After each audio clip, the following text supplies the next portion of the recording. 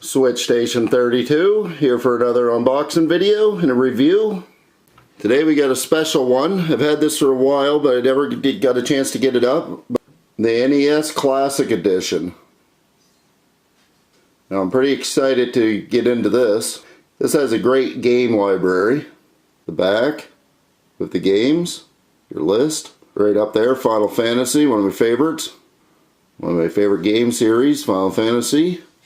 Super Mario 3, Ninja Gaiden, Punch-Out, Balloon Fight, Bubble Bobble, Castlevania 2, Donkey Kong Country Jr., Double Dragon 2, Dr. Mario, Excitebike, Galaga, Ghosts and Goblins, Ice Climber, Kid Icarus, Kirby Adventure, Mario Brothers, Mega Man 2, Metroid, Ninja Gaiden, Pac-Man, Punch-Out.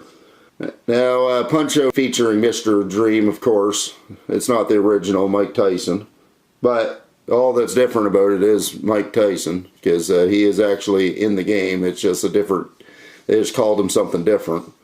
Super C, Star Tropics, Super Mario 1, 2, and 3, Tamiko Bowl, Legend of Zelda, and Legend of Zelda Adventures of Link. Then we're going to do the NES Classic controller. There's the front, back, and another thing we're going to get into is the controller, the turbo controller I picked up for it.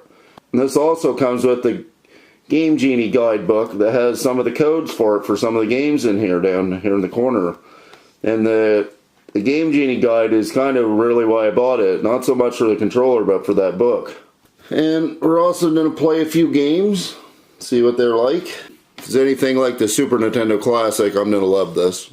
And for anybody that wants to get into retro collecting, this and your Super Nintendo Classic are great things to have because a lot of the retro games are really expensive. But what these will do for you is a lot of the games that are really expensive are on this and on the Super Nintendo Classic. So if you have this and this and you want to build up your library, you have two great selections of games, and a lot of the expensive ones are on this, so that means you can go out and find obscure ones for your collection.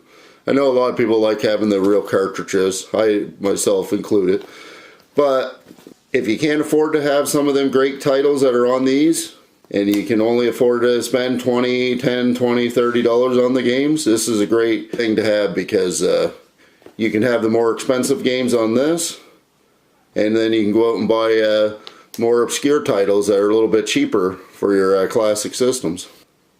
A lot of you guys seen unboxings of this before. Top, bottom, side. Now just like your Super Nintendo Classic, these are packaged really good. These are nice collectible boxes. And they're small, they don't take up a lot of room in your house, so you can display them pretty nice. Myself personally, I actually would rather display the back. The front is cool, but you've seen the front a million times. To me, and I always thought this, the back of these are way better on any system because it shows the games that are coming out. Pretty cool. Your warranty papers, nothing special.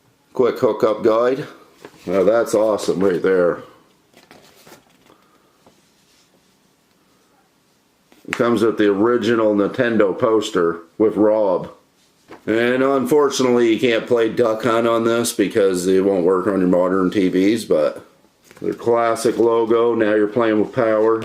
That is a really nice poster, really makes it collectible. Anybody that collects, and if you're going to resell this stuff, I know this stuff don't seem like much, the systems are worth it, but if you're going to collect, make sure you keep this, and this, because if you have the original papers with it, including your warranty, it puts the value way up, because when people buy this, they want to have it complete, or you're going to get way less money. Now I hope the Switch comes out with a way that you can use these controllers. That'd be awesome, because I missed out on the controllers you get with the online purchase. I'm really upset about that. Controller, back, There's nothing better than playing a Mario game on one of these. This controller feels really good. Feels just like the original, only brand new. D-pad's nice and tight. Select buttons are rubber, just like the original. Power brick. Now that might not seem like much, but it has the Nintendo logo on it. For collectors, it's very important that you have the original brick. Power cable. I don't know if you can see that or not, but even your HDMI cable is branded with the Nintendo logo. So that's important. I mean, it doesn't seem like much, it's just a cable, but to a collector, they want the cable, the original one, just because it has that logo on it. Get into the good stuff. Very nice. Bottom, back, top. And it has the rubber pads on it, so it ain't gonna go anywhere. The Nintendo Entertainment System, to a lot of people, was their favorite system because this is what got them into video games, that people my age, including myself. I love this system. A lot of people love this system. Mario, Zelda, so many great titles on this. The power button, select. Now there's no home menu, so when you go into your guide to select your games, every time you want to change one, you got to press select on this. So be careful with that button. You don't want to damage that because you won't be able to turn it off and on every time. Fits right in the palm of my hand. Let's get into the extra controller. And this was pretty cheap. It was $7.99 in Canada at Best Buy. So that's pretty good. That's not bad for an extra controller. And the NES Mini does not come with an extra controller, so you don't want to get one of these. And the cords are pretty short for them. You can get cords that are a little bit longer to plug into them. I already have some for my Super Nintendo one, so I didn't end up buying any more because I already have two and that's all I need. Anybody who wants to collect these boxes, I don't like how this is sealed because there's no way to get into this. The only way to get into it is through the top, and the lid don't pop open, it's glued on. See if we can get into this without damaging it too much. Right there, I ripped it. Not happy about that. Should have never glued these on. As you can see, pretty rough opening. Damaged the box. You see right there the glue, how it ripped it. Not good, not impressed. And again, your controller. Exact same thing as the one that it comes with. But still, it's always good to have an extra controller. Because a lot of times in vintage games like this, when you play them, is when people come over and you're having friends over and you're showing them your stuff, and you sit down and maybe you have a couple of beers or whatever you do with your friends, and you haul this out and you play two-player. So it's always good to have an extra controller for these kind of games. Let's get into the turbo. Right away, I like what I'm seeing. It says right there, 9-foot cable. And this also works for the Wii U, so that's pretty cool. Because the Wii U has an awesome library of vintage games on it that you can purchase. The tape was already cut on this, so I don't know if this was already open or not. They might have opened it up at the store to show somebody what it was. Right away, you can see that's a lot more cable. The back is different. See the difference? As you can see, this has two extra buttons. Turbo right here. Really cool for playing beat 'em ups. As you can see, you switch right here through A. You pick A or B for your turbo. The buttons on the turbo feel a little bit different. The D-pad is raised, but the D-pad's a little bit higher on this one. And the buttons feel a little bit more smooth on the original one. They just tap in just a little bit easier. Nothing wrong with this. When you were playing it, I don't think you would ever notice it. But this one is definitely better. More tight. You feel a little bit of give when you press them. Nintendo changed everything with this D-pad. Most people consider this the greatest D-pad ever made, so this one probably has a better D-pad. The reason I bought this, the cheat code book, which is awesome. I didn't really care about the turbo controller. I never really even used the turbo controller even when I was younger. I had to get this book. This is an awesome book. Starts off like that. Pretty neat. As you can see, it has the cheat codes. There's your cheat codes. Double Dragon. Pretty neat stuff. And if you guys want to write them down, you're more than welcome. This will work on all of them. You don't need the Game Genie or anything on the Classic. Dr. Mario and Excite Bike. Some of them just show tips and stuff because not every game had codes. Pretty cool. Final Fantasy. Pretty neat stuff. Kid Icarus. Kirby. Mega Man was always a good game to have the cheats for. Mega Man is notoriously hard. Metroid, Ninja Gaiden. Pac-Man and Punch-Out. Super Mario Brothers. Tekken Football and Zelda. Link to the Past. So yeah, pretty nice stuff. I'm really happy with this book. I'm glad to have this in my collection. And let's get into the gameplay.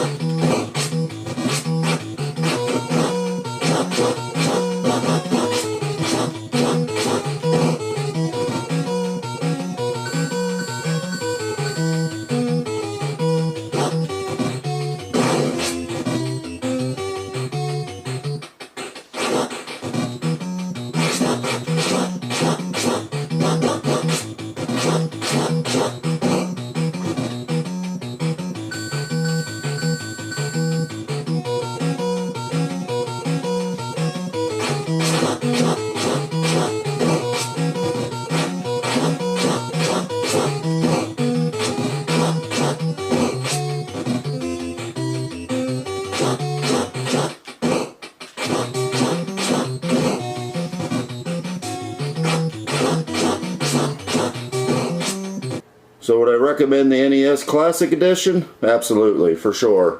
It's no doubt. If you can get this for off the store shelf, this is hands down a good pickup. Anybody looking into getting into vintage gaming, this right here is a really good item to have. Would I recommend getting an extra controller? Absolutely. This is for sure the way to go. The only thing I didn't like about it is how it opened, but besides that, I definitely recommend getting an extra controller for it. And it was only, I think it was $7.99 at Best Buy in Canada. Now, would I recommend the turbo controller? Well, that's gonna be a case-by-case thing. I think that if you're looking for a longer cable and you don't want to get the extension cables, this right here is an excellent choice to go for. Myself personally, I didn't really buy it for the turbo controller. I bought it for the book, like I said, and I'm really pleased with the book. I'm glad I have this in my collection. But this is going to be a case-by-case thing. I think the controller works good, and the book is definitely worth having if you want to get the cheat codes. But you can probably get them offline as well if you don't want to spend the money on this. So this is going to be a case-by-case thing. I like having it in my collection, and I'd recommend it. I definitely don't regret it, but like I said, that's going to be a case-by-case thing. As far as if you're not interested in the manual and you just want an extra controller, this here is the way to go for sure. No doubt about that. So saying that, that'll be Switch Station 32 here for another unboxing and a review. I hope you guys liked the video, and if you could leave a like and a subscribe, it'd really help the channel grow. This is Switch Station 32.